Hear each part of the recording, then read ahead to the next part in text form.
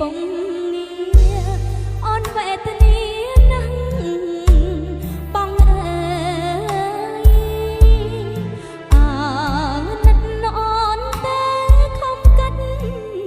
ខ្មាំងហើយសូមផ្ញើនឹងត្រានត្រៃនៃសំពៅទុកស្នេហ៍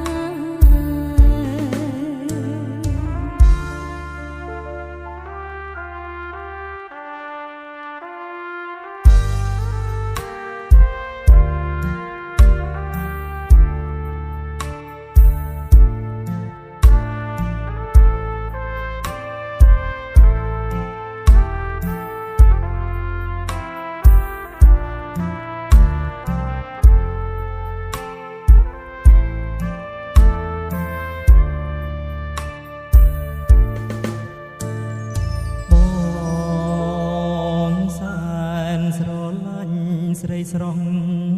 នួនល្អគុំថាបងចងដោយប្រាំងចិត្តបងស្នេហ៍ស្រី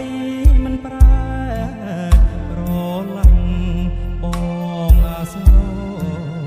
អូនណាស់ត្បិតអូនក្រក្រីស្រីស្រស់ពោលថាបងគឺជាផ្កាយរះឆ្ងាយពីជនលេនស្រីជនលេននួនអ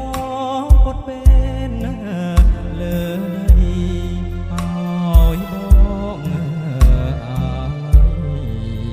សំដីក៏លយ៉ា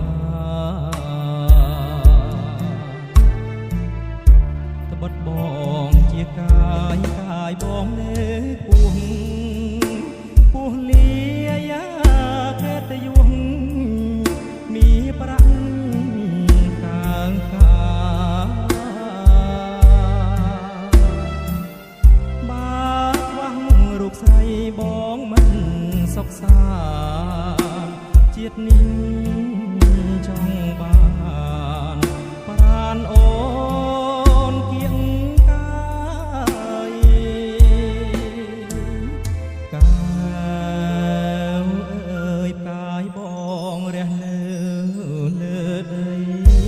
ស្រស់ស្រីថ្លៃគុំ